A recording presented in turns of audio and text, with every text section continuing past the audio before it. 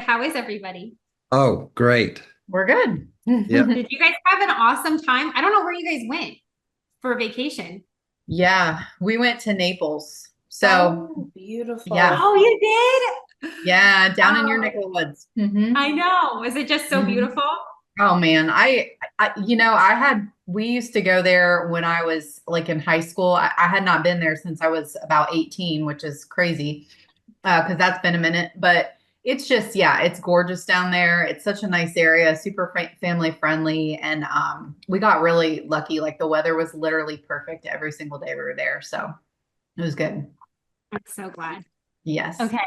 Are you guys ready to jump in? we Yeah, I sure are. don't I don't think Okay. I've met Alexia. Yeah. Hi. So, I feel like I know you just because I read a lot about all the people, all yeah. the coaches. Uh-huh. And okay, It's so something I my talk about energize right now. I'm obsessed with your products. I got a Oh, sample pack and I just want you to know, like, I was not feeling good before I started them. And I feel an immediate difference in the past like 2.5 weeks. So thank you Awesome. so awesome. much. Well, it's nice to meet you, and I appreciate that. I'm Yeah. excited for our conversation today. I hear it's going to be a heated one. We'll see. Mhm. Well, we'll pull the cover off of the veil off of some unfortunate things that are I happening. know. Mhm. Um, so Alexia is like a Maha mom. She completely understands everything that's going on. We are on the same like page when it comes to the food supply. It's totally poisoned. I think personally that we are intended to be sick. We are kept that way through our food supply, different things that are happening. I don't think that it's talked about enough. I don't think that we are told or educated enough. I think actually doctors tell us the opposite of things to do in a lot of ways. Mhm. And it's very scary to me. And I think a lot is starting to be unfolded in the public eye. And I'm so excited and grateful and thankful to see that happening. But I think education is so critically important. And that's one of the biggest reasons why I love Abundant Health and how fortunate we are to have met and partnered with you from All In Nutritionals. Um, you guys are incredible. Like I've said before, and I will continue to say it and sing it from the rooftops, everything that you do is such a level of excellence that I can't sing your praises enough. It's not even about selling the products. It's actually truly about, I want people to feel healthy and feel better. My husband has completely changed everything that he's doing. He's a huge Maha supporter, if that's kind of what we want to call it. But I think that it's just being awake to what's going on in the world and understanding that there's way too much crap put in our food intended to make us sick and not enough good stuff. So having food-based supplements, actual things that feed your body, like you said, Yeah. Alexia, you feel different immediately. Yeah. So Yeah. I'm so fortunate to get down into the nitty-gritty and get educated with you today. Yeah. Chelsea, do you I'm think great. before we I'm jump in, we could get their story? I would love to know, just like, I'm sorry, I didn't mean to cut you, Lindsay. I would love to know, like, what's your story? Like, what made you so passionate about, creating All in Nutritionals? There's got to be a good story behind this brand. Molly, you want to take that one? Ooh, I'm like, okay, where do we begin? Well, I mean, yeah, that might take up the whole podcast. Oh no, the Yeah, no, elevator pitch, the okay, I elevator, got it. Yes, yes.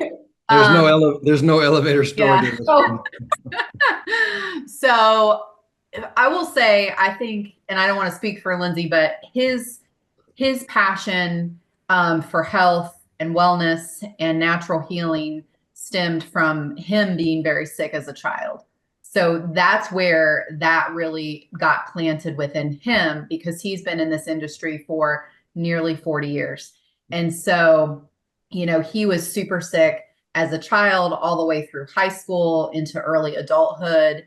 And again, I don't want to tell your story, but you basically didn't get any relief from the traditional, medical system and basically kind of figured out like, look, if I'm going to get better, I'm going to have to be, as he would say, an active participant in my own health and started really researching herbs and natural healing, met his mentor, Bernard Jensen, and basically just dove into all the things natural, just really took a deep dive into all the things natural healing, and was able to heal yourself, right? Over a Yeah.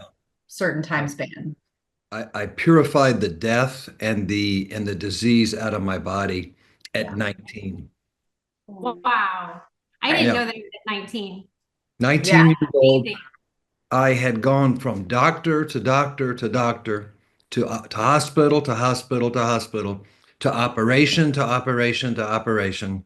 And I had experienced enough pain by the time I was 19 that I packed up my car in Boerne, Texas, and I just moved to Los Angeles, California. And I Wow. became very crunchy, very Yeah. granola. Change his name, changed his first name and everything. Well, I didn't change my first name. I went by I mean, Bob. yeah, From a you lot went by, I too? mean, My middle, my full name is Robert Lindsey Duncan, and I went by Bob when I was living in Boerne, Texas. And I said, I'm a new person, I love that. and I Like went by my transform. middle name. I went by my and I changed it to my middle name, which is Scottish. It's Lindsay.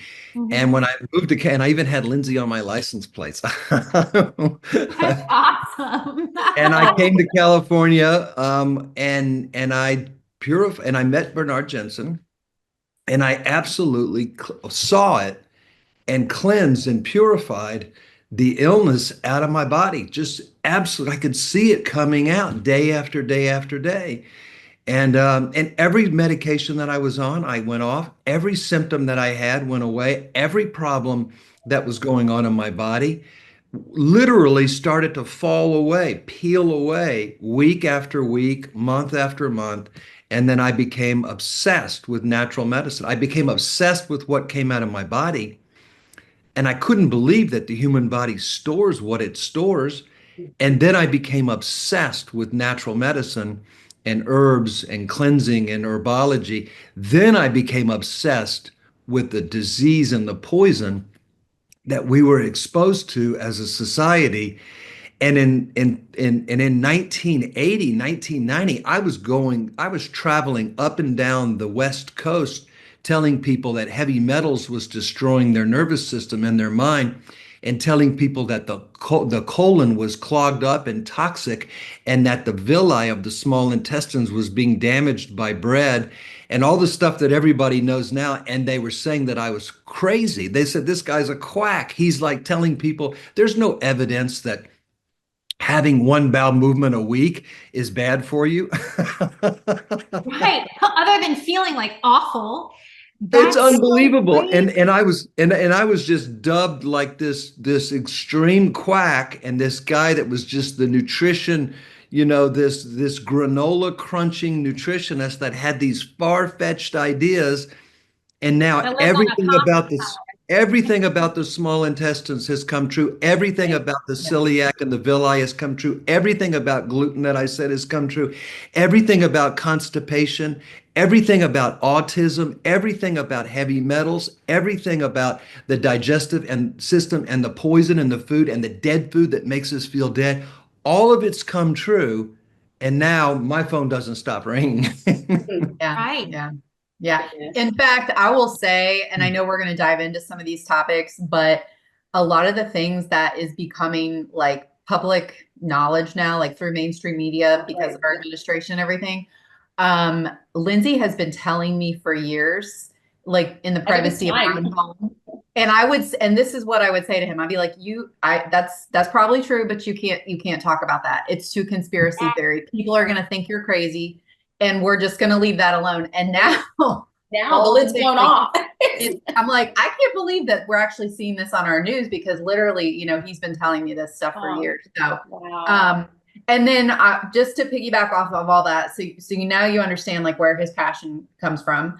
And then All In Nutritionals, and really everything that we're doing here. So All In Nutritionals, Tattoos of My Soul, and Revive Events. That's our three companies. Those got started, let's see, has it been, we started in 2021. So that's 4 years ago. And those came after we went through a really significant trauma in 2020. So we were involved in a shooting in the driveway of our own home. We had two people, very premeditated, show up, and it was actually his ex-wife and her current husband came to our home one day, 11 o'clock in the morning, Yellow Springs, Ohio. We were coming home from breakfast and basically showed up with guns and ski masks and all kinds of things. 300 and rounds of ambushed us. ammo. Yeah, ambushed us in our driveway. And by the grace of God and Lindsay's ability to think very quick on his feet under extreme stress and pressure, he was able to defend our lives because we had our conceal and carry, thank God. And so he was able to defend us, save both of us. They both died right there in the driveway of our own home. I have chills. Full out gun battle, like right there in the middle of our driveway.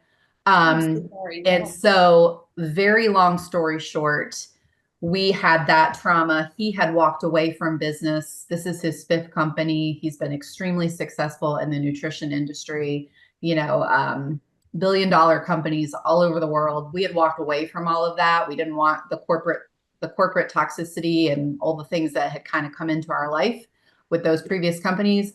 Walked away from all that. We're living our life with retirement and quiet life. That happened.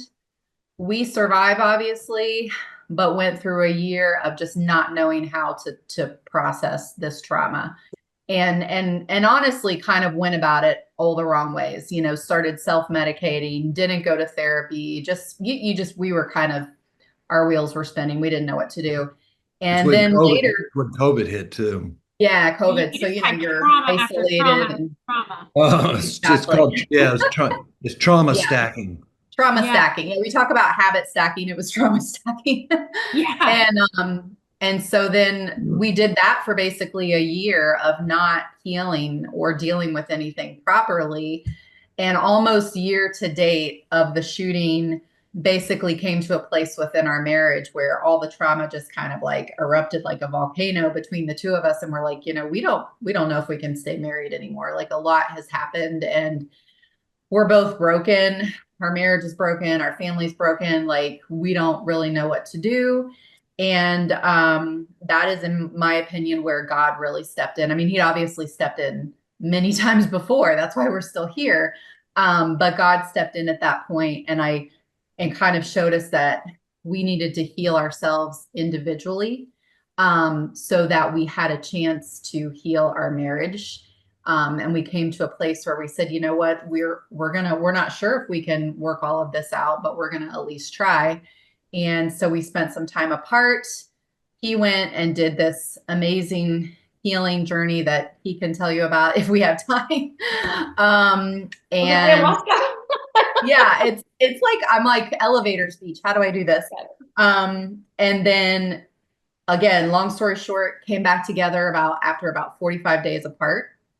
And we both had been thinking the same thing, but we came together and we said, we feel like we're wasting this second chance that God gave us. Like we're clearly here. We're still here for a reason. By all logic, we shouldn't be here. And we feel like we're supposed to go back to helping people, but it needs to look different. It's not going to be corporate. It's not going to be big business building about money and all these things. This is going to be, we're going to do this our way. And so that's basically in a nutshell how we started these companies. And we're just here to help people and pay it forward and make sure that we don't waste the second chance that God gave us. I guess is the best way to put it. And I love you guys. I love that so much about you. And so I want the listeners to know, and I want people to know, and I want you to know that everything you do, as I always say, is just excellence. And I think that it translates, and your passion and love for God shows through you, shines through you. And I love both of you so much. Your team, everything you do is just so beautiful. And I think with that story, and I'm so grateful to God and to you guys that you are willing to make this your mission and to help people heal. You genuinely are. I'd like to know, trauma and the body are so intertwined and people don't really talk about that. and you guys have. So I guess our first segue into questions is I would like to understand really how trauma and the gut work together, because there are correlations in parallel, right?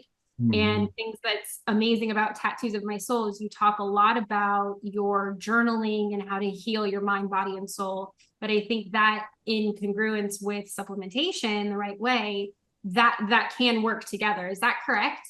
Trauma does live in the body, right? Yes. You want to take a stab at that? We rage from our liver. We love from our heart. We communicate from our throat. We process from our brain. We perceive from our solar plexus. We love from our heart. We rage from our liver. The body holds everything in. It's not just in the mind, it's in the body. You hear these statements, oh, that person made me sick to my stomach. How does someone never touch your stomach make you sick to your stomach? Right? Yeah. Oh, that person's a pain in the butt. Look at the statements that we've come up with. Oh, you are such a headache. You give me such a headache. Think about that. All of these statements that have been developed over time all speak to someone that's never touched the body, but affects the body. You can remember your first breakup. You didn't probably eat for a day or two because your stomach, the boyfriend or the girlfriend or the partner didn't touch the stomach. But how is the stomach so sick it can't eat? Yeah. How does someone go through so much trauma with a child that gets put in jail, or someone gets attacked on the street, or abused, or injured, and they can't sleep for 3 days? Nobody's shaking the bed. Right. Nobody's beating on the window. Nobody's shaking you saying, don't sleep. You're not sleeping because the trauma is affecting the body. And when we went through what we went through, it's unbelievable how the body will tighten up and tense up and hold on and then start to create a disease state. That's just the way the body is. It's all connected. You can't separate it. Oh yeah, the body's not connected to the mind. Let me see. Last time I checked, it's pretty connected, Right. and it's all felt. It's all relevant and it's all felt. And so anybody that's gone through any trauma at all is going to be holding it in their body, period. End of conversation. And you have to cathartic. You have to release it. You don't just release it from your mind. You have to release it from your body as well. And I know I've done that. I took 2 lives of people that I knew after being a young man who stopped hunting at 14 because I never wanted to kill anything. Took 2 lives. That is traumatic. And so I've been through trauma. Yeah. What would you say is the first step for someone who's listening to this? I mean, what would be, if they don't know how to release the trauma, what's the first step to release? Recognize it and then purify it. You have to know it through the food and through the healing of food affects it immediately, just like alcohol affects it. You want to feel horrible tomorrow, just drink tonight. You want to feel horrible tonight, just eat something really just garbage at lunch. I mean, our body's talking to us all the time. It's constantly speaking to us. It's speaking to us right now. We've just become numb to it. We just don't understand that our body is telling us something right now. Trauma is just an extreme conversation. Trauma is just a big conversation. And you have to have that conversation. Then you have to identify it. Then you have to release it. And then you have to release it little by little by little by little by little. And if you go and do something like what I did, then it's big. And then you come back and it's still there and you still have to release it. Then you go do something that is big and then it comes back a little bit and it just, you keep chipping away. It's just So like I did. It's like I did when I healed my body. I didn't heal my body by cleansing in one fast or one cleanse. I healed my body by chipping away. It's what I did every single day. Every day I purified. Every day I did green vegetables. Every day I did supplementation. Every day I got my bowels moving. Every day I did alkaline water. Every single day I did cilantro. I did everything that I could do.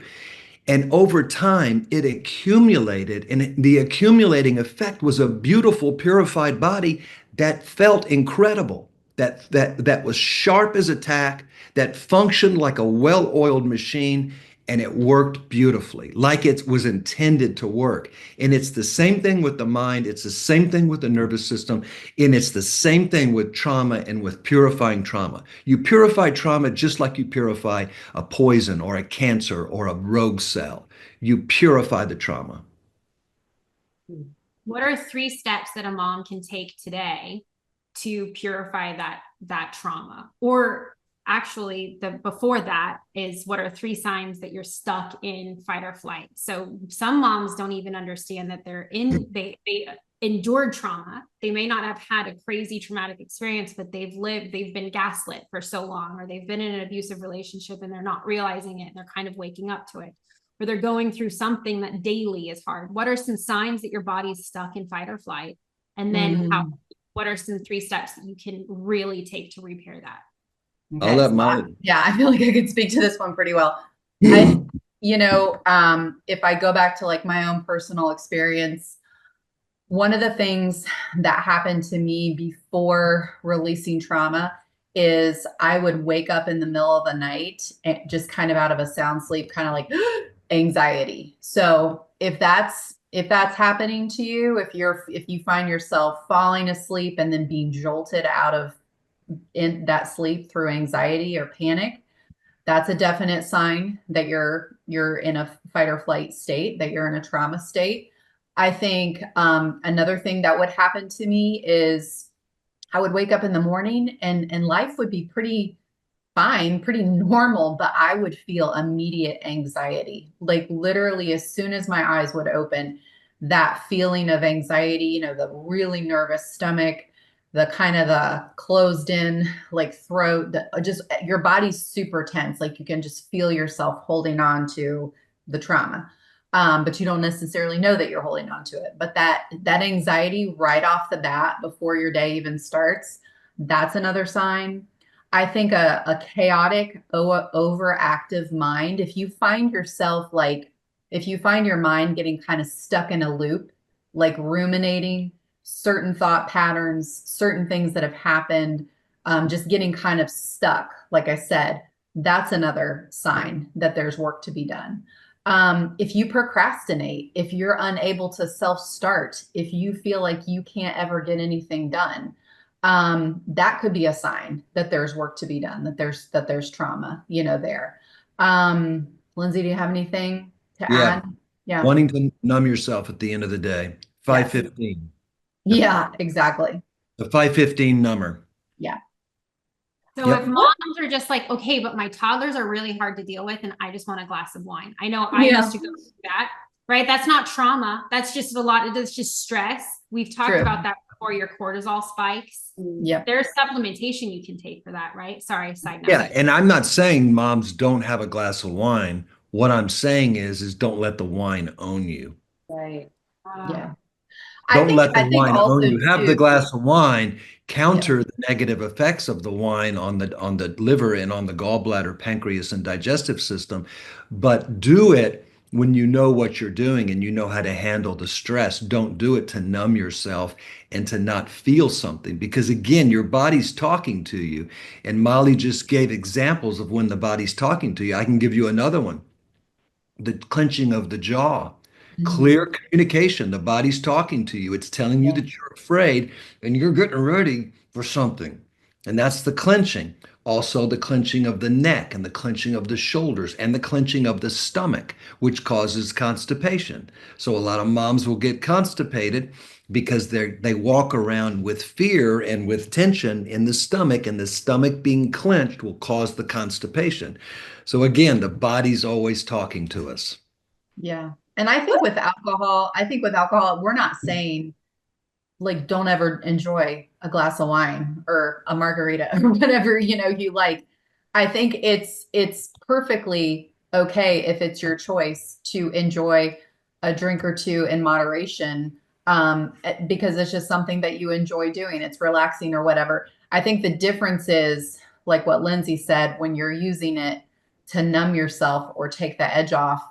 I knew it was an issue for me when I started looking at the clock every day and thinking, it's 2 o'clock. When is it okay for me to have that first glass of wine? Because around 4:30 or 5, that was like the okay time in my head. And so when I found myself kind of on a daily basis looking at the clock and having that thought, it was like, this is becoming more than just like a relaxation thing. This is now a crutch. This is a slippery slope. I think that's the difference. And then for me, it was like, okay, every night at 5, I'm gonna have a drink. And then really how much can I push it and how much can I drink? And then on Sundays, I want to do my mimosa brunch so I can start drinking in the morning. And it's like I could Yeah. moderation isn't my friend, as you guys know, doing business with me. It's like let's go. All or nothing. Yeah. Let's go. Right? Yeah. Works for you and works against you. Absolutely. Yeah. So what about the hyper? So we have a lot of moms, I think they're going to be listening to this, that are they're with home with their babies, but they're passionate mothers, they're high performers. Maybe they come from a past corporate career, or they're building a business, and just being one of those moms and kind of driven. I think I am almost addicted to like not the stress necessarily, maybe it is, but the chaos and the churn. Like it kind of gives me a little bit of I feel a little bit high from it. And when things are still, I don't feel comfortable. It's where I crave to be. I crave the stillness every day. But when I actually get the opportunity for stillness, I feel the most anxious I could ever feel. And it's awful. And so I don't know, is that a trauma response? Is that just something that I need to chip away at to get more comfortable with the still? Honestly, it's the whole reason behind my own personal branded Instagram account is really kind of getting into that still while honoring goals. But it's just interesting to me. And I think I'm listening to this conversation, I think, I'm probably holding on to some stuff. Yeah. And I think that we all are, but also there's people who function at a high level, and they have their bodies produce more additional hormones and additional endorphins and adrenaline, and their bodies will produce it quicker and faster and stronger than other bodies. And it's very natural and very normal. And some people, they function that way. It's just like a man that produces more testosterone than another man. Sure. It's like a woman that produces more estrogen than another woman. They'll have different qualities. And so, I don't think that that's necessarily a bad thing. I think that people will learn to use exercise to channel those hormones, and then it becomes really, really an amazing thing. And then they go all to the other side, and they learn to use meditation and prayer to relax. And then they've got this nice balance. Oh, I love that response. That was so good. Yeah. And I think too, like we've gotten our society has become kind of trained to think if it's uncomfortable, I don't want to stay here. Like if it makes me anxious or uncomfortable, then what can I do to get out of it? And one of the things I say to people in coaching is if doing something like being still, like being quiet, like having quiet time makes you uncomfortable or makes you anxious, then that's a clear indicator that your body and your mind need that. Your spirit needs that. And so go into that and be diligent and consistent about carving out even 15 or 20 minutes a day just to say, I'm going to sit here. Like, I'm high functioning, I'm high performing, I'm very productive. That's all great. But I'm going to give my body and my mind time to sit quiet, because that's important for homeostasis. And even if it's uncomfortable, I'm going to sit here for 15 or 20 minutes and I'm going to meditate. I'm going to pray. I'm going to journal. I'm going to do whatever.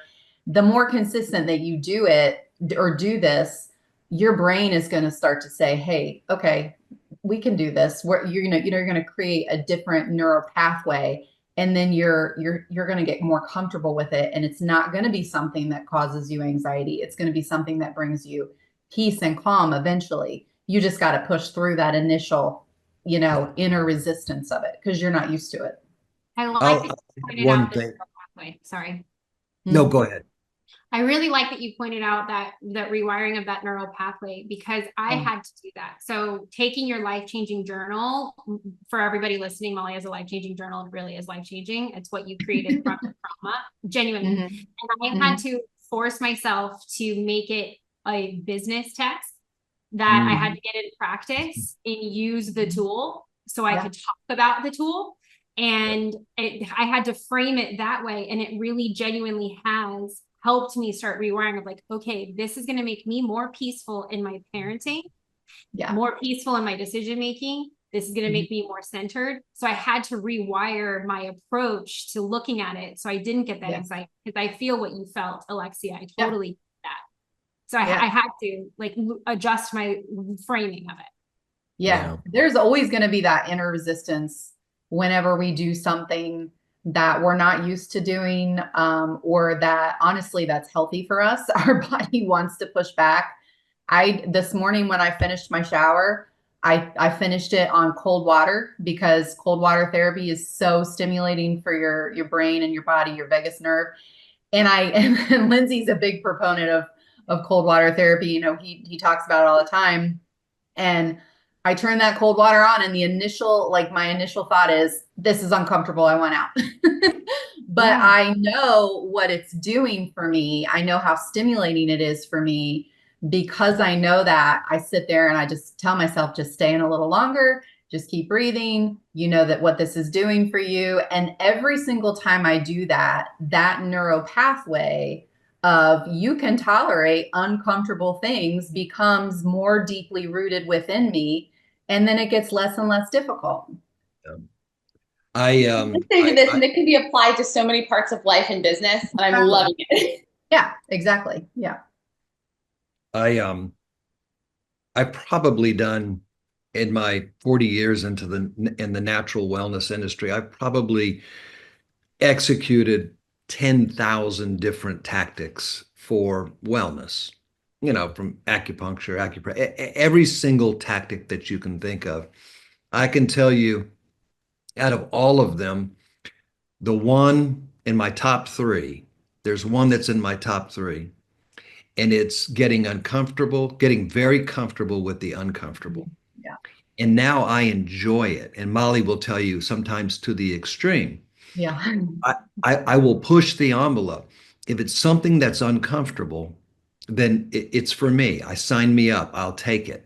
Though if the water can be a little bit colder, if I could break the ice on the top and then get in that water, if I could stay in for 7 minutes versus 5 minutes, if I can do something, if I can fast, like my fast, 23 days on only water, not even toothpaste went in my mouth, 23 days. You talk about changing the cells and tissues of the human body. That's change. I went through 15 or 20 healing crises in that 23 days. So I've learned to get really comfortable with really uncomfortable. And to me, that's been one of the keys to take my wellness, to take my knowledge, and to take my ability to grow as a human being way to the next level. I mean, way to the next level. To ask really quick, to go off of fasting and uncomfortable and the comfortable and all of that, fasting is biblical, isn't it? Herbs are biblical. Fasting is biblical. Yeah. I mean, what did Jesus do for 40 days and 40 nights? He didn't go to McDonald's. Yeah. And it's because you go into this, it's the autophagy state, right? Where your cells start to repair themselves. And that's It's how God built the body? autophagy or autophagy, either one, it Okay. doesn't matter. But the Okay. Japanese cell biologists that discovered that and won the Nobel Prize in medicine basically uncovered that if you let your body get hungry, pretty obvious, it's going to eat something, pretty obvious. What's it going to eat if it doesn't have food? Poisons, toxins, heavy metals, glycogen, fat, and all the garbage stored in the human body. Brilliant. End of subject. The most healing thing on the planet for the human body and I believe the human mind. Mm-hmm. Autophagy.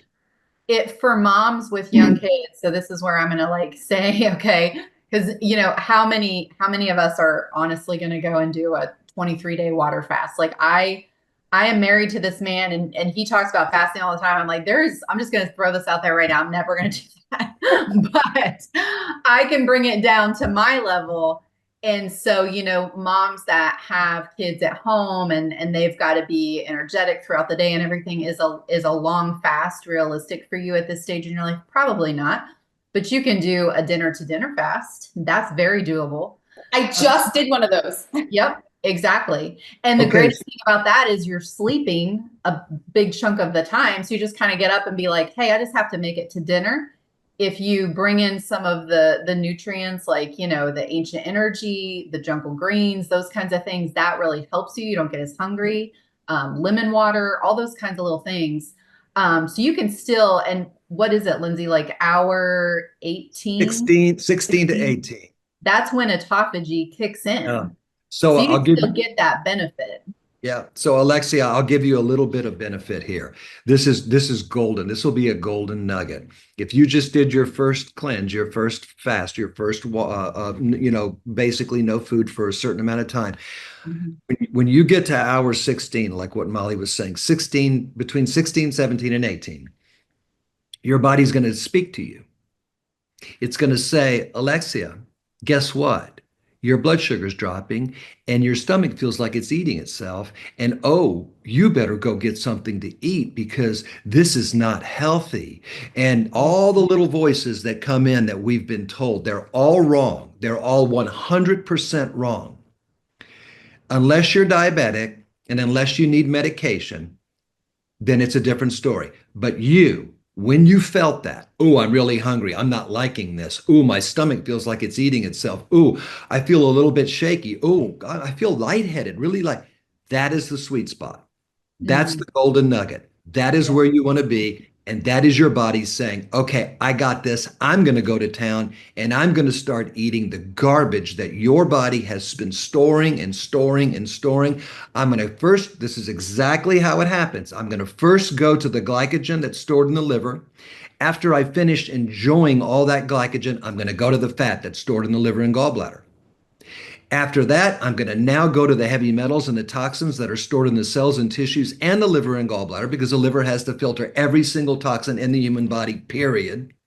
And then after that, it's going to say, you know what? I like that fat. I'm going to now start going to pockets and cells and tissues in the body and in the midsection. And it's going to start eating that. That's beautiful. That's not any supplement company. That's not in a bottle. Nobody is selling it. It came from God. It's in our body. It's instinctual, and it is the most healing thing on planet Earth, period. Wow. Chills again. Yeah. I told you.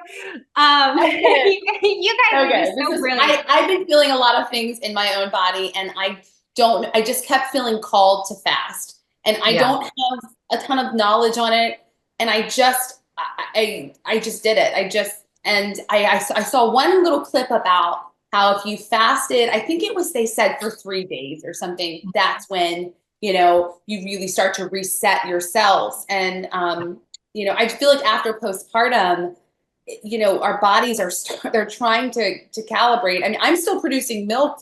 I hope this isn't too much, but I'm still producing milk, and my child hasn't breastfed in a year and a half. Yeah. And so, I would like to be able to reset my body. And I'm sure there's so many moms listening, thinking to themselves, what can I do? Like Molly, you said, maybe you can't do, I don't know, how many days was it? 28? I can't remember, 24.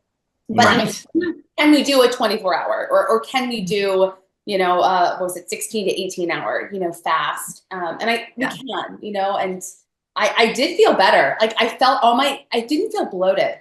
I felt like all of that bloat I had been carrying for like the past month had just, it dissipated.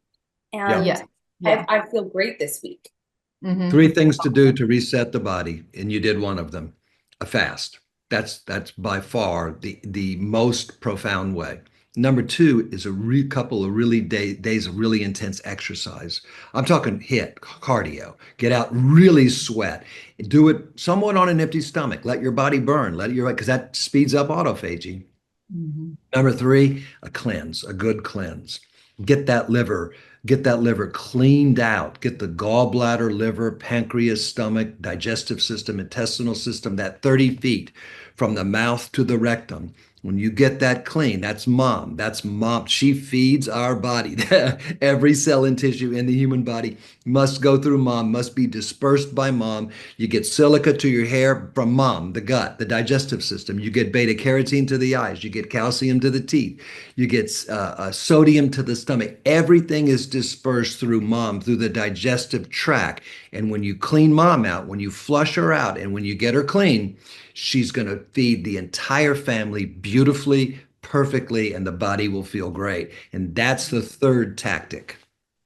Lindsay, you want to differentiate between a fast and a cleanse real quick? Because fast is going to know that. Fast is water. You do the fast to get into autophagy. A cleanse is taking herbs and fiber and prebiotics and probiotics, taking like the gut revival and the bulk fiber and the populate and diversify, even maybe taking some enzymes. A lot of people take, like who are in the know, will take enzymes, digestive enzymes on an empty stomach, and it'll digest and eat all the junk that we want to get out of our body. It's a brilliant technique. It works beautifully, but you have to know what you're doing. Do you have is this somewhere on your website? Like how can we figure out how to do a proper cleanse? Yeah. Well, we'll put it on your website. We just gave the Abundant Mom bundle with a whole health protocol. Yeah. I'll put that link in. And then you also have that 3 cleanse that I'm doing right now that I triple adore. Cleanse. The triple cleanse. Right. Yep. You take the triple cleanse with the food to fuel on an empty stomach, and it's beautiful. And I feel brilliant. I'm taking notes. Christine, I'm taking notes. You should. Yeah. But we will link that health protocol because they wrote out the health protocol that you should be taking every day with your adrenal cortex, your bulk, all of your the gut revival, food to fuel. That's what I'm drinking right now. Yeah. I take so much. My energized right now. Like we just finished our shake. I brought it up. Collagen. Yeah. My hair, my postpartum hair is growing back, and my nails have never been stronger from taking your collagen. That's awesome. Also in the mom health protocol. Like it's insane. And it's affordable too. It's cheaper than any. The pricing is beautiful. Like that's because we do the manufacturing, so there's no middle people. So when most companies never touch their supplements, they don't even see them. They basically just farm it out to somebody, and they just do the marketing. We're like buying from all over the world, testing right here at our facility, our campus, and actually manufacturing. And so we're basically charging wholesale price cost instead of charging retail. So that's why you can get a $90 energy product that has 60 ingredients in it for $34 or $37. Mm-hmm. Wow. Well, I want to share something with you guys real quick. Just because this is a conversation Lindsay and I were just having the other day, and I feel like moms and women in general will want to know this information. I was saying to him, it's really interesting to me because I have watched my body, even though I've always been someone, like I can honestly say since 8th grade, I've consistently exercised. Like that's just been part of like who I am. I've always eaten pretty healthy. I've always been like a pretty just fit, healthy person, and I've always taken supplements. But in the last 4 years, since we started All In Nutritionals and since we started formulating our supplements, meaning we have control over every single ingredient that's in them, And I have been consistently taking these supplements. My body has literally changed and transformed in the way that it's able to metabolize food and burn and churn through things. And a perfect example is when we were on vacation last week. Like, I took my supplements with me, and I'm taking kind of like the main things each day. I'm taking my food to fuel, I'm taking my energy and my liver pure. But I was also, what'd you say? NAC? Yeah. NAC. But I was also, full transparency, like enjoying myself, like eating big breakfasts and having some beach drinks. And, we went out to dinner one night, and I don't normally get fried food, but I was in the mood for like some fried shrimp and French fries. And so I got it. And I'm telling you this because I feel like people have this all or nothing mindset. Like, oh, if I'm going to be healthy, that means that I just always have to like be on point, and I've got to eat healthy, and I've got to take myself every single day. There's like a rigidness that people think they have to bring into their life. And I want to say that's not true. I am really consistent with my supplements, but I also enjoy myself from time to time. Lindsay does as well. But what I've noticed is now that my body has adequate nutrients on a regular basis, and my digestive system is balanced out, I'm eliminating properly every single day, 2 to 3 times a day.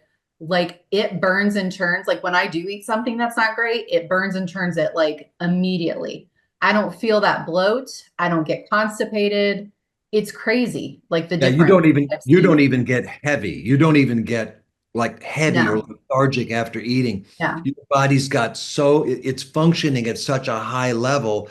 Yeah. I could go eat something that I would never eat. I could go sit down and eat a big steak and baked potato and slather it with butter, and my body would literally burn right through it.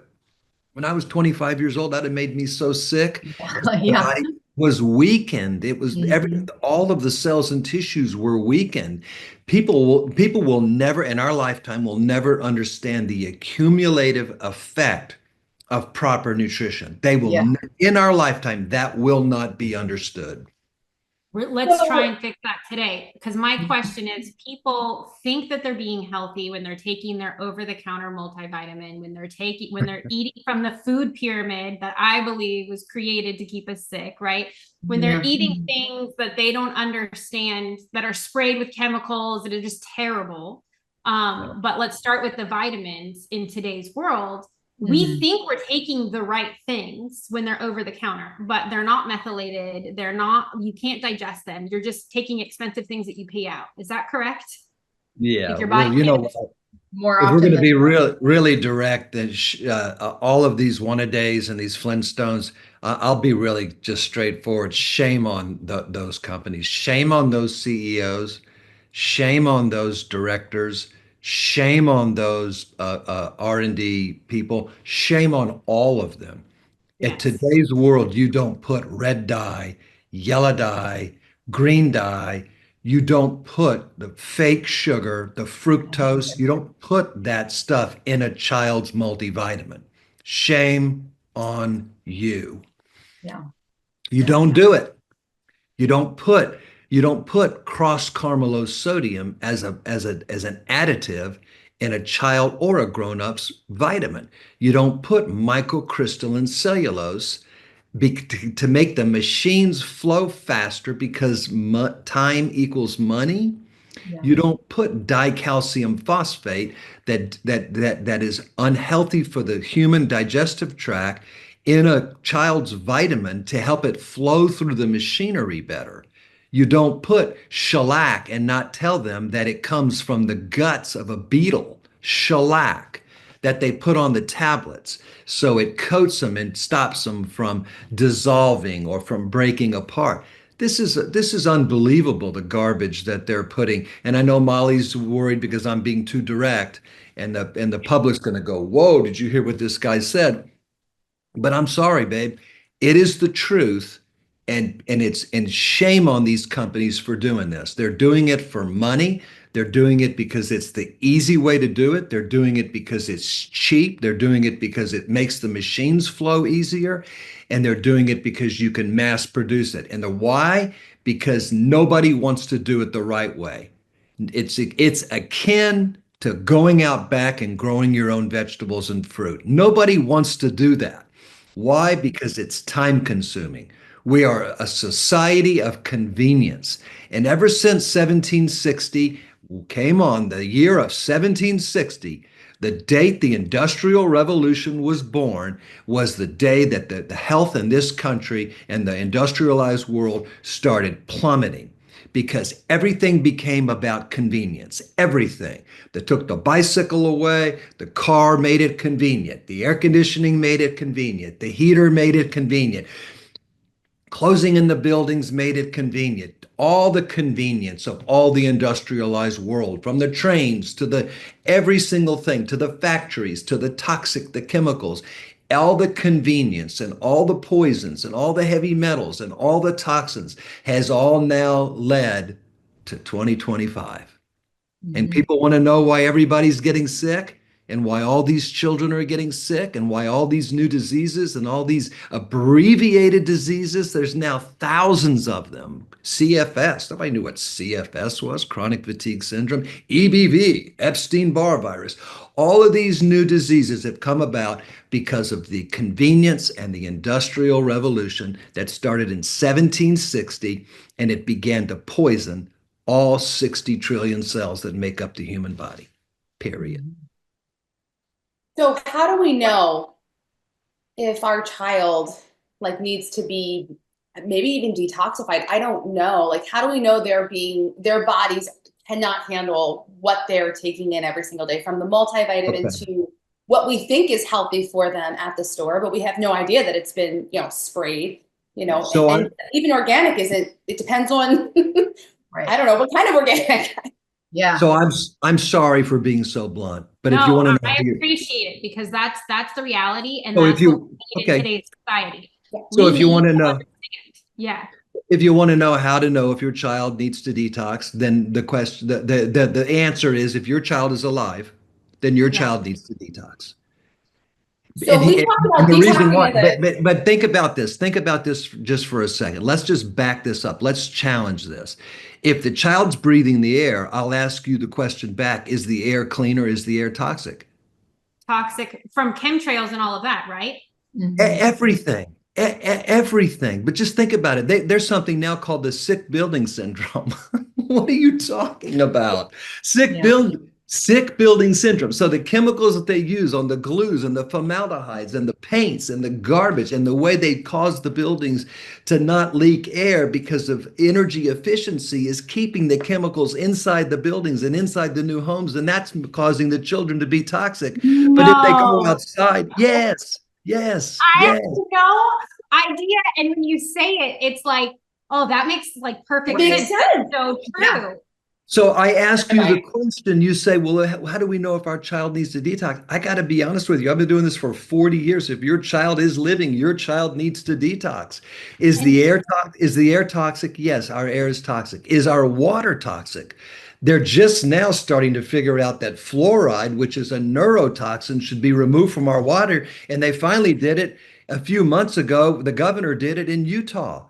Oh, I've been saying fluorinated water is poison and affects the central nervous system for 40 years. I've been saying that 40 years. I was a nut job for saying it 38 years ago.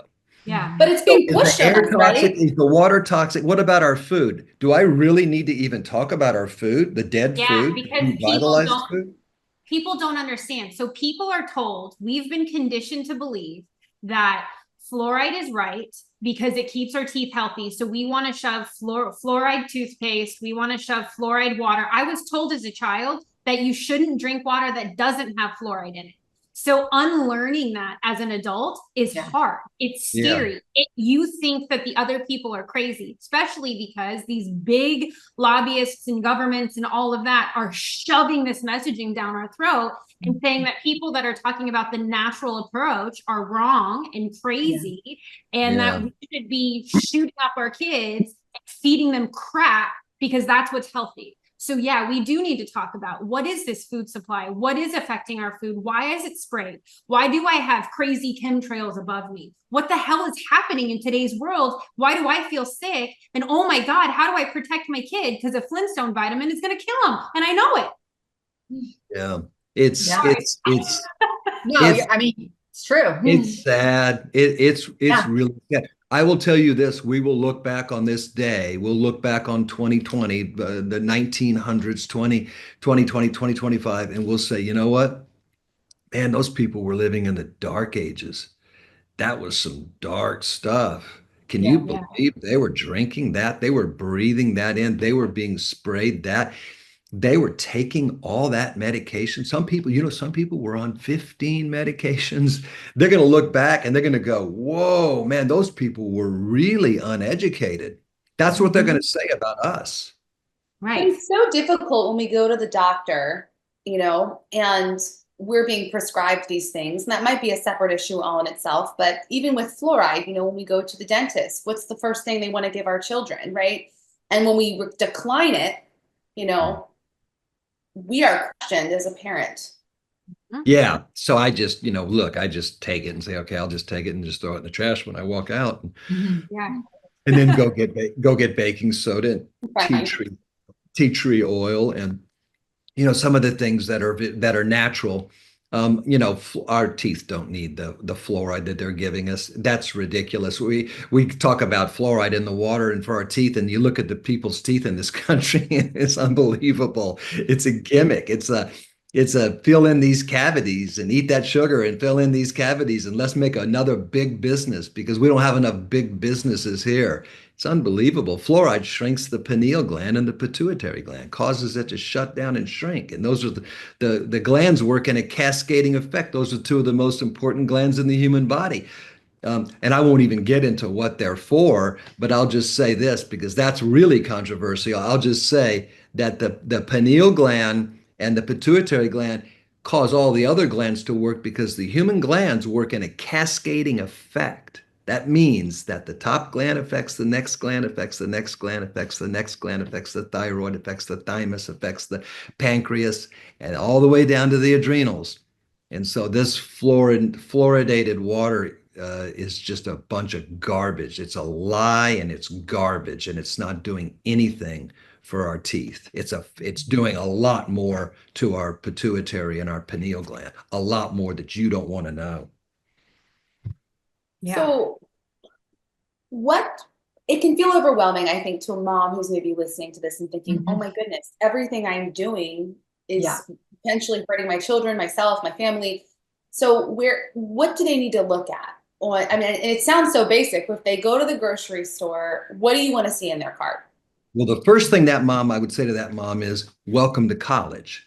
Don't be overwhelmed. This is a mindset. You don't need to be overwhelmed. You need to thank God that you got this podcast, that you're getting this information, and it's time now. Let's roll up our sleeves and we'll learn a little by little, and we'll do what I did, which is chip away at this.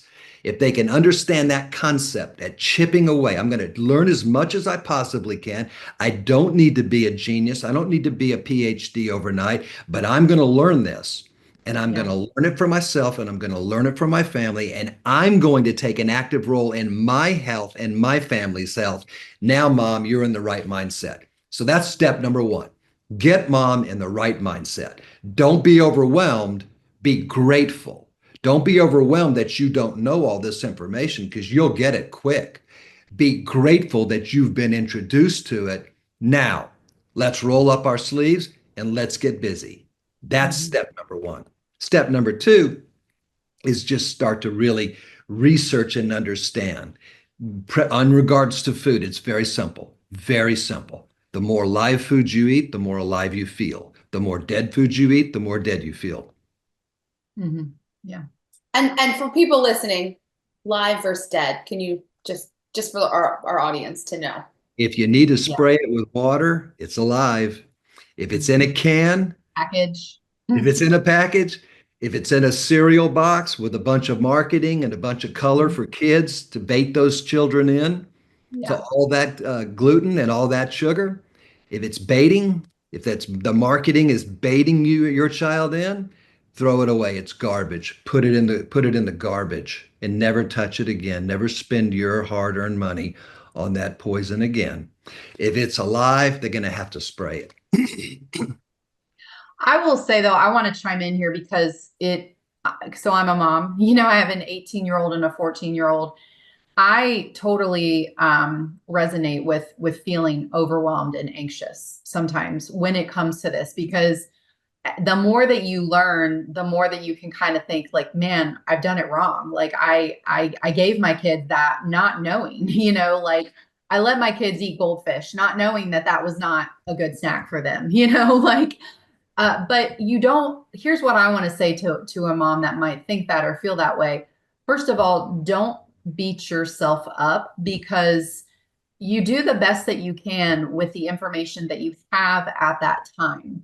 And as you acquire more of this information, don't feel like you have to change everything about what you're doing with your kids all at once. Because I have found that approach doesn't work. You make little changes, little micro changes here and there. And I also think helping your kids, like if they're super young, that's probably not possible. But as they get older and they start to understand like nutrition and, hey, fruits and vegetables, and, these are healthy foods versus these are not healthy foods. And I maybe can have these every once in a while, but I don't want to have them every single day. Getting them involved in that process, because I have seen with my own kids, they've started to make the connection that, hey, when I eat this food, maybe it tastes good in the moment, but it makes me feel really bad like an hour or two later. Like my stomach's upset. It makes me crampy, or I feel lethargic. Like my youngest just said to me a couple of weeks ago, he's like, man, I just feel really lethargic. And I was like, what have you been eating? And he told me, and I said, you think that has a part? And he goes, yeah. And so the next day he's up and he's making his protein shake and he's getting his good fats and his good protein and nutrition in. So I think don't feel overwhelmed. Like Lindsay said, be grateful that you're hearing this information, make little changes here and there as you can. And then also involve your kids in the process as much as you can. And over time, you will really make a big dent in this. If I had to pick three things that a mom can do today to remove the toxins from my child's central nervous system and brain and body and bloodstream, and three things that a mom can do today to build up that central nervous system, that bloodstream, and that brain, I'll give it to you that simple. Number one, stop all the flavored yogurts that are sold as healthy, and they're not. They're garbage. They're sugar, and most of them don't have the live viable cultures that they're trying to get in them. They just taste good, and they like it. It's easy because the kid will eat it. Okay. Yeah. Number two, stop all the cereals, the granolas that are supposed to be healthy and are not healthy, that are filled with all the seed oils and destroying the liver and the gallbladder. And number three, stop the vegetable chips and the veggie chips and all the stuff that's sold as healthy and it's not healthy. And the sugar that feeds the cancer. That is step number one. Step number two, or what to do, well, that's really easy. You just have to say, Mom, what is it that a child needs to grow and thrive? Protein, fat, vitamins, minerals, enzymes, amino acids, which is protein broken down, and greens, chlorophyll. Now that's really easy for a mom to get. I could make a shake that there's not one mom, not one child that's watching this would not love. And Molly could too. But we've been doing this for a long time. We need that recipe. Yeah. Shakes are the magic bullet. Yeah. Yeah. So I think think about but we will have your recipe and the methylated vitamins, and we have that download for them. I'll put that link in there that has the meal plan and everything that you've gone through. Sorry. So Chelsea, let's do two shakes. Let's do a orange Julius, like a creamsicle shake, and let's do a chocolate shake. Because some mom's going to go, my kids want chocolate, and another mom's going to go, well, my kids want an orange juice or an orange creamsicle type. Regardless, it doesn't matter what it is. It's using healthy ingredients to get something to taste really good while you're putting a bunch of really nasty tasting stuff in there that are incredibly beneficial to the cells and tissues that make up that little body. Mhm. Now, think about what we just did. In the last 4 minutes, we put the spotlight on the garbage that's destroying the liver and the gallbladder and the bloodstream and the cells and tissues of these children. And we just picked on 4 foods. We picked on yogurt, we picked on cereals, hydrogenated oils, we picked on chips, and we picked on sugar. Oh, the staple of most children's diet that they love and crave. Now, what did we do? We turned around and we shined the light on the good. And all we did was talk about what makes up a human body. That's it. The interesting thing about what I just told you is if you took all those items out of the human body, they'd be dead. Now that's really telling, ladies. That is really, really telling. The human body requires protein, amino acids, good fat, essential fatty acids, vitamins, minerals, enzymes to stay alive. Now, there's not a child in this world that can't get that in a shake every single morning. It just doesn't exist. It costs $1.50. They're spending more on the sugar and the garbage than they are on figuring out how to disguise the nasty tasting stuff that's great for you. There's the strategy right there. That would change the health of millions of children if the moms knew how to make a nasty shake taste incredible. And all they got to do is get the kid to go, oh, that's great. I like that. That's good. That's it. I actually made a shake for a few weeks ago, and my 18-year-old, who is a bit of a hard sell, looks at me and he goes, "This is really good. Is there ice cream in this?" I go, "Nope."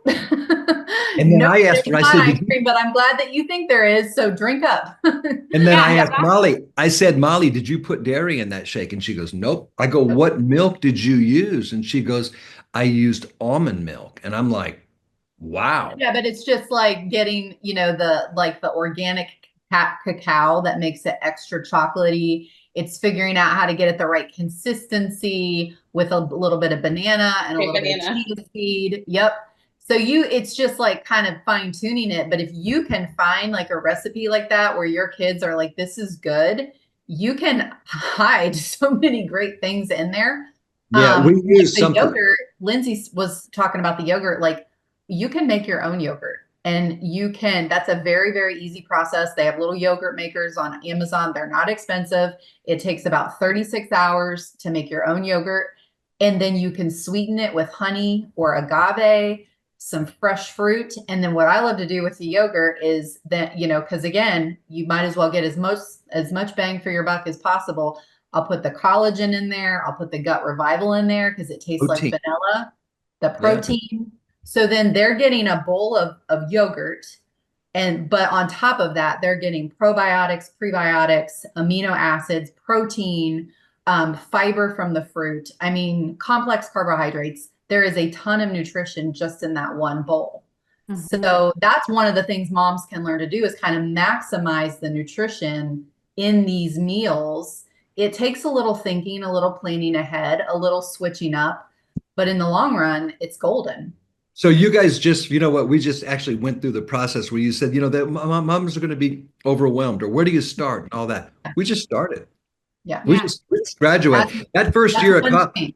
Yep. We have your how-to tools down below. So think about this. Think about this.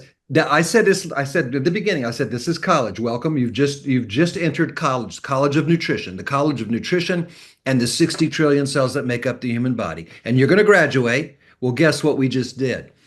Just in that time frame, we just did the first year. Mm-hmm. That is enough information to change these children's bodies and these moms' family right there. Moms know garbage, toxins, dead food, life, nutrients, what the human body requires to be strong and to be healthy. First year is graduated. Now, the next podcast or whatever, we can do year 2. We can do year 3. We can get into advanced as people want to get. But the point is it did not take us very much information.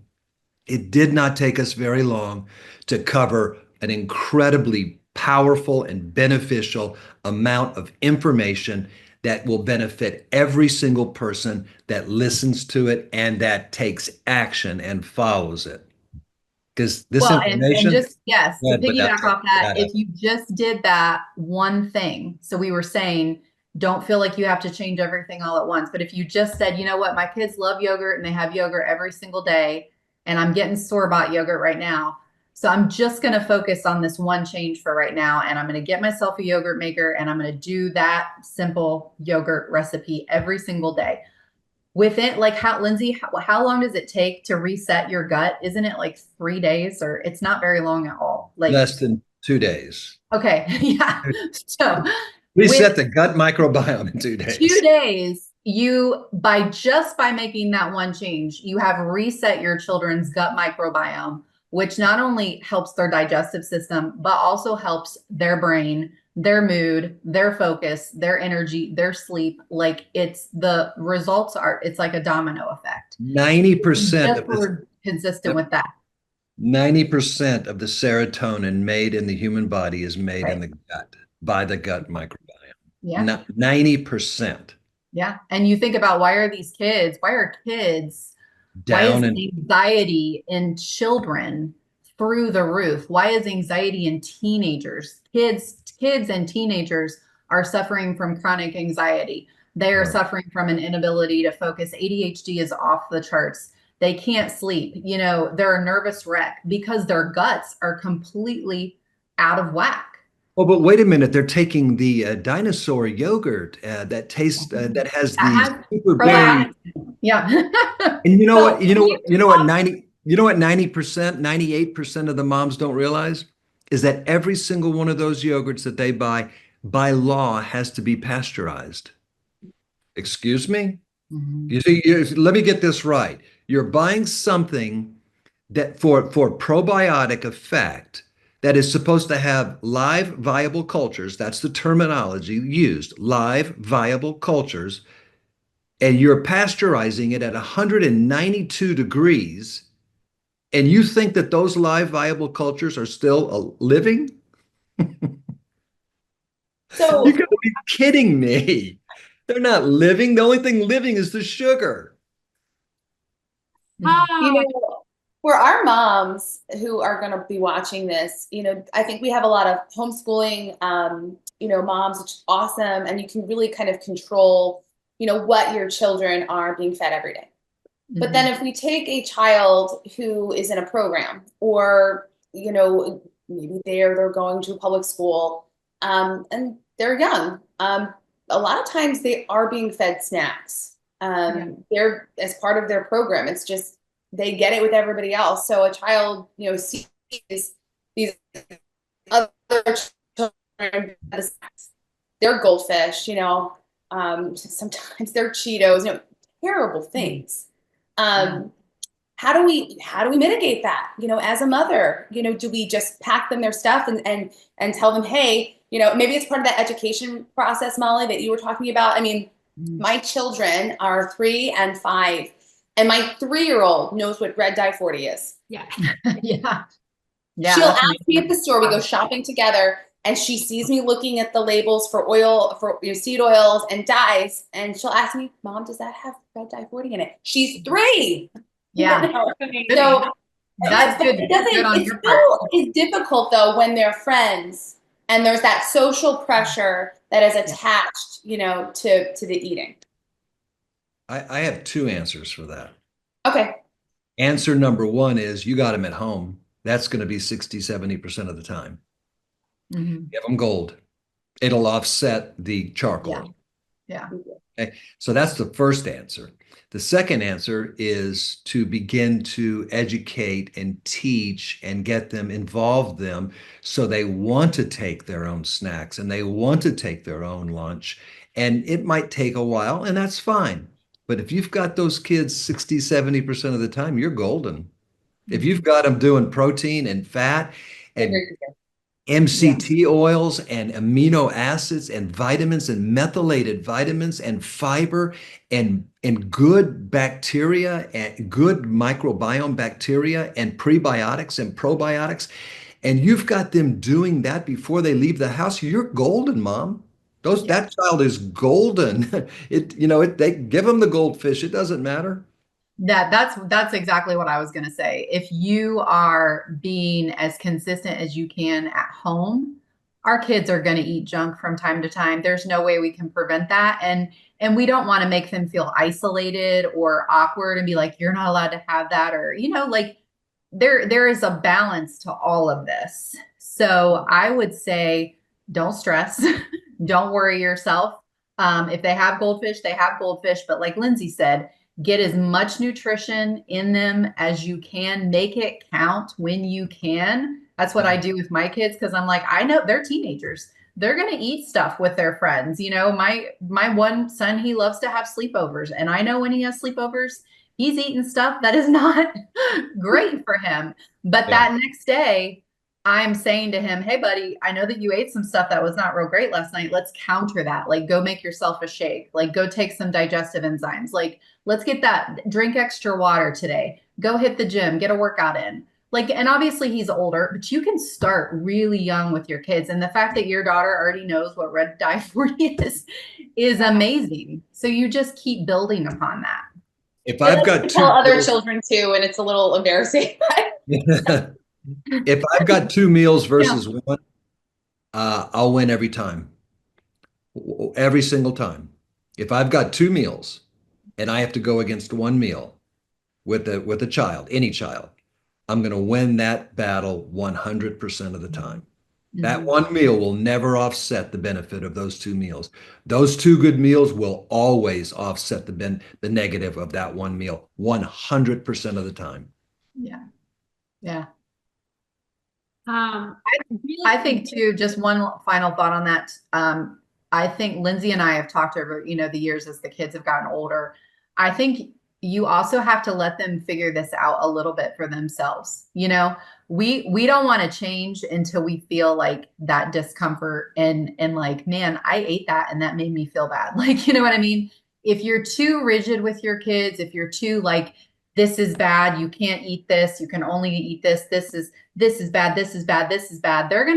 Eventually they're gonna be like, man, everything's bad and I can't enjoy myself. And then a lot of the times they just want to go the opposite route entirely. And so I do think it's about balance. I think it's about not being too restrictive, and also just knowing that part of every single person's healing journey, in my opinion, it's a process, and we've got to kind of learn some lessons along the way. We've got to kind of make those mistakes as we age and figure out like, that doesn't work for me. That's not for my best benefit. And then we start correcting and choosing differently. quickly, I know we're running out of time, and I love everything that you guys said. I do want to understand and clarify, because I didn't know this until I met you guys, because it's still new to a lot of like common conversation. What is a methylated vitamin and how that processes in the body? Because I do know that you have one of the only child multivitamins that is methylated and food-based. Can you talk about that a minute? Because I think that solves a lot of moms' problems. My kids love it and it tastes really good. I put it in the vitamins, but it has the minerals and everything. But what is a methylated vitamin? Like what? Can you explain that quickly? I'll give you the layman's terms, just a real simple, basic term. So with genetic testing, they've identified that there are some certain genes and there are certain effects in the body where the body can't process certain vitamins. There's a step, an extra step. So if you're taking something like vitamin B12 or folic acid, these are both B vitamins. Folic acid is dumped in so much of our food. That's what they fortify cereals with. Well, people who have this mutated gene, their bodies can't process the folic acid. Their bodies can't process B12s in the form of cyanocobalamin because one of the parents had this mutated gene and gave it to this child, and now the child has the mutated gene. If both parents have it, then the child can't process any of the folic acid or any of the cyanocobalamin, and it can become, over time, a toxin in the body. So vitamin B12 in the form of cyanocobalamin can end up being cyanide, can end up being a form of a chemical. If the body doesn't break it down, that becomes a toxin in the body, like cyanide, cyanocobalamin. Methylated vitamins skip a process, and that process in the body allows the body to do what with that vitamin? Metabolize it, metabolize all of it, and metabolize it beautifully and use it for all the functions. Now, what are B vitamins used for in the body? B vitamins are essential. If you didn't have it, if I took a needle and I pulled all the B vitamins out of your body, you'd be dead. They're needed to stay alive. But what most people don't know is that B vitamins are responsible for turning and converting all of our food to fuel. So if you want to get carbohydrates to turn to energy, you got to have B vitamins. If you type into your web browser, what does B1 do? Converts carbs to fuel. What does B2 do? Converts food to fuel. What does B3 do? Converts protein, fat, carbohydrates, sugar, starch to fuel. What is B6? What is B12? All of these B vitamins are converters, and they convert all of our food to fuel. They're stripping our food and they're putting folic acid in. They say over 60% of the people in the United States have this gene mutation where they can't metabolize a vitamin like folic acid or like B12 unless it's methylated. All the companies use the cheap version of vitamins, not all of them, but 98, 97% of them use the cheap versions of vitamins, which are the same versions that they put to fortify the cereal.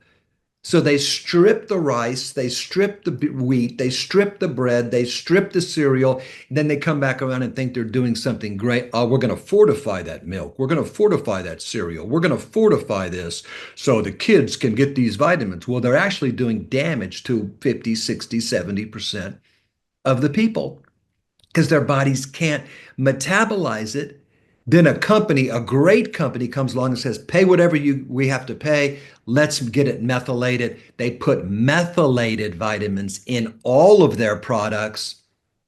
The kid takes it and says, I feel great. Why is my concentration better?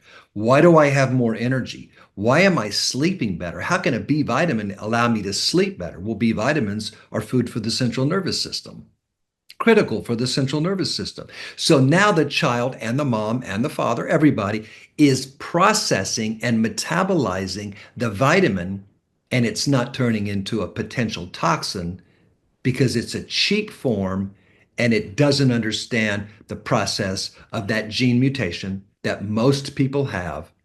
And if one parent has it, it's 50% you can't metabolize. And if two parents have it, the child can't metabolize any of it. 0%. And it really does become a toxin.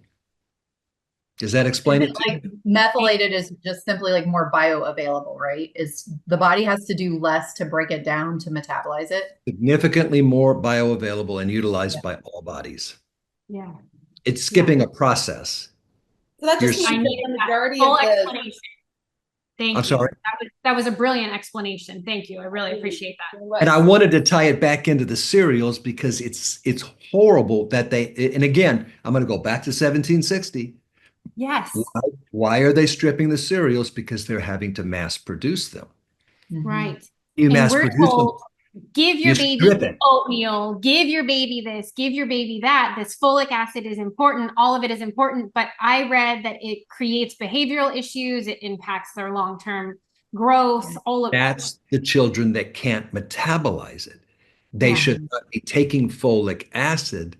They should be taking methylfolate. There's a massive difference between folic acid and methylated folate, methylfolate. They are completely different. And and if you really want to get controversial, sorry, Molly, I'm not saying anything. One He of the keeps apologizing. One of the second claims that the FDA allowed in the United States on vitamins, one of the first claim I believe was that you can take calcium, and calcium will rebuild and combat osteopenia and osteoporosis. I think the second claim was, hey, all you pregnant moms out there, you need folic acid. Folic acid, get this, folic acid, quote, will prevent neural tube birth defects. Well, that's a fact. Folic acid will prevent neural tube birth defects. But what happened to all those moms across this country? Even their medical doctors said take folic acid in your first trimester. Did that happen with you all? Yes. Yeah. Every Yeah, single doctor. absolutely. Mom, take folic acid. Doctors should have said, Mom, don't take cheap folic acid because there's a gene mutation. Take methylfolate. That's what should have happened. Yeah. And that didn't happen. And we that don't gene know if we mutation can't is process what it. Like, Mhm. we It don't didn't know, happen. right? We don't know. You could take a simple $500 gene Yeah. genetic test, and it'll tell you exactly what you can process with the MTHF. But we have folate. If we're eating whole natural foods, we naturally have that, right?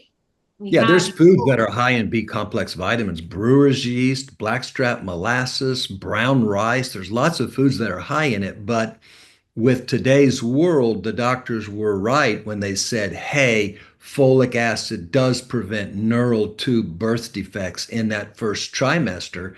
And so you need that folic acid. What they didn't understand, because they've never been trained in vitamin therapy at all, is they didn't understand that they should have been telling those moms to take a methylated form.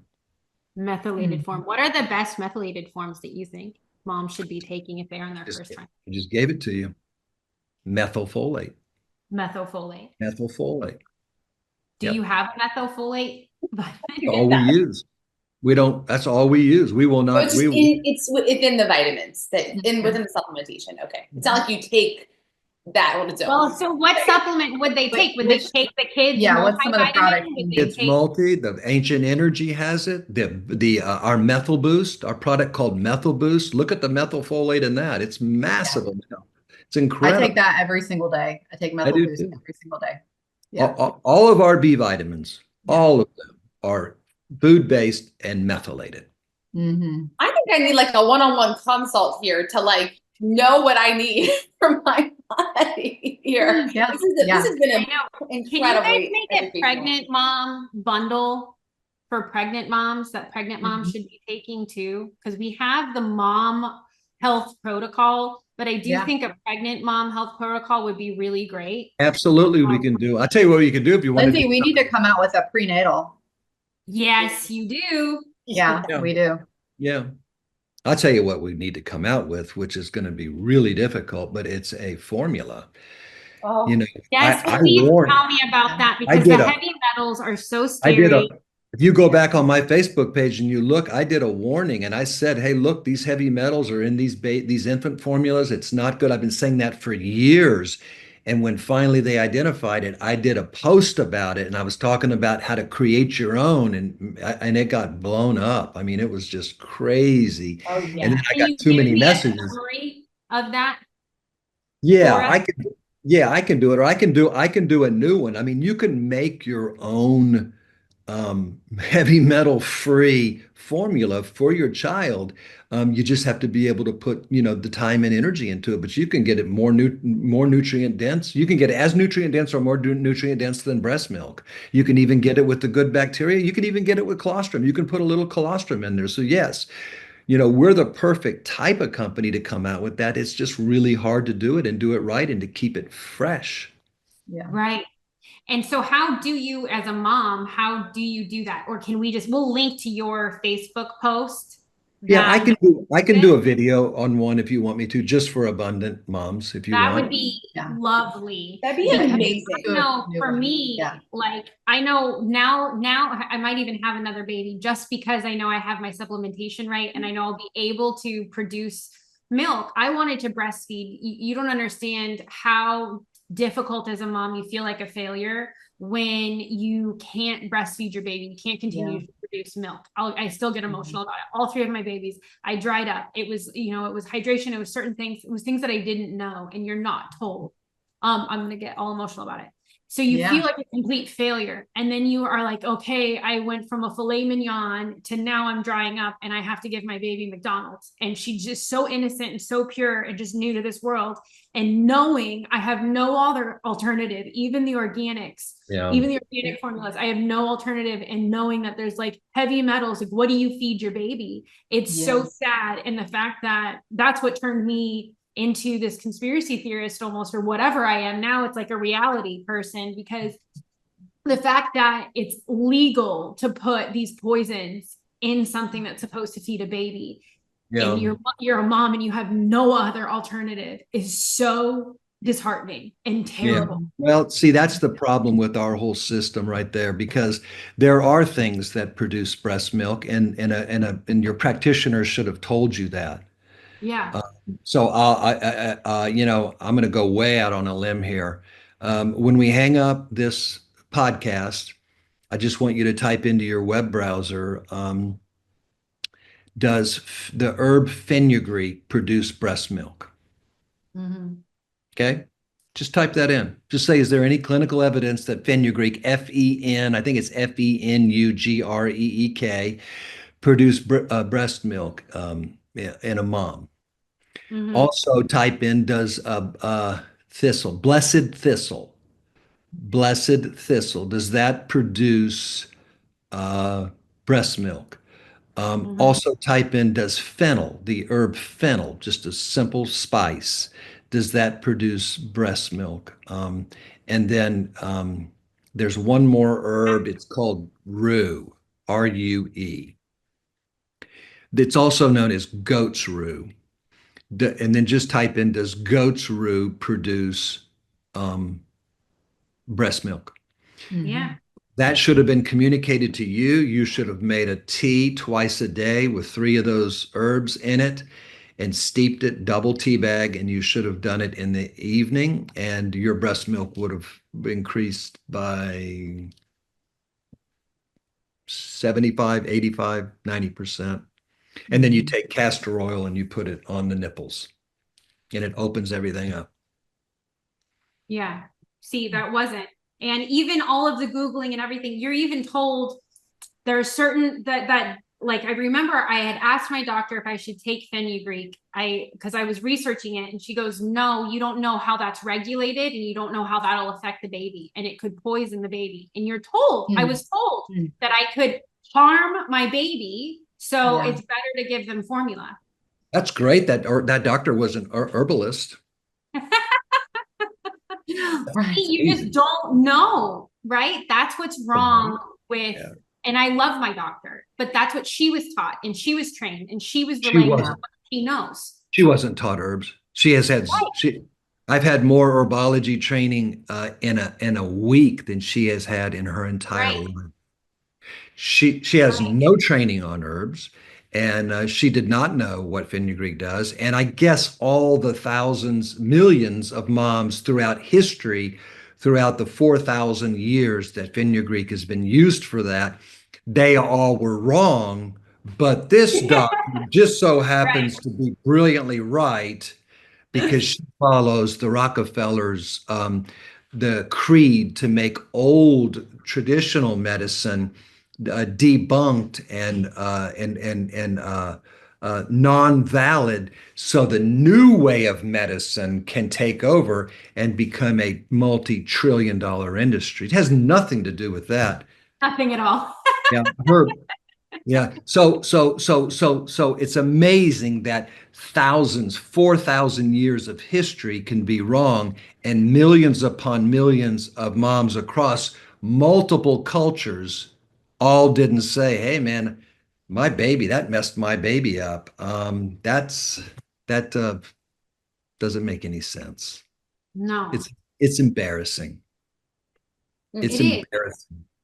And I think it's the responsibility of a mom. And when you talk about overwhelm, there's so many hats that you wear, especially as a new mom, and that you're learning to become, that overwhelm can just consume you. And you just finally go like, okay, I'm just going to listen to what I'm being told. Yeah, And that's kind the of problem.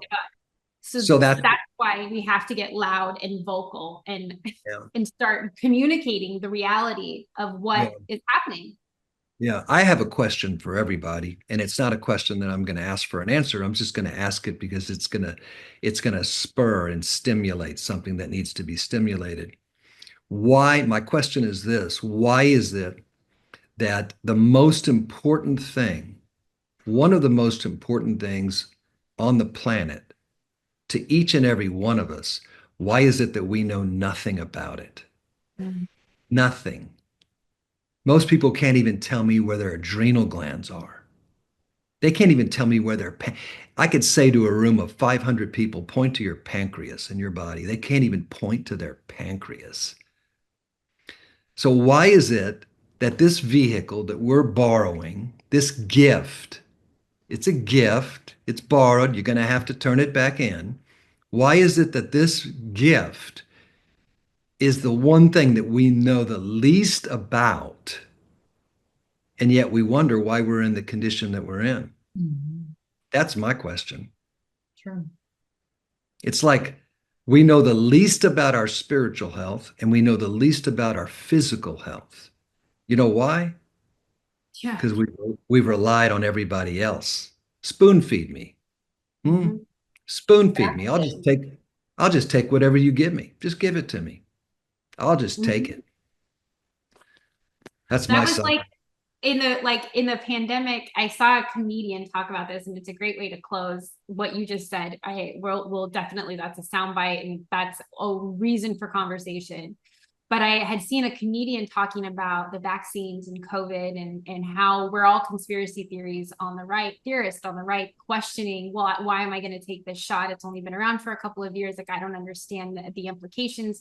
I'm going to do my own research. And how vilified we were and almost made to feel stupid for saying we're going to do our own research. And this comedian is like, you mean read a book? We're going to read articles. We used to be encouraged to read it.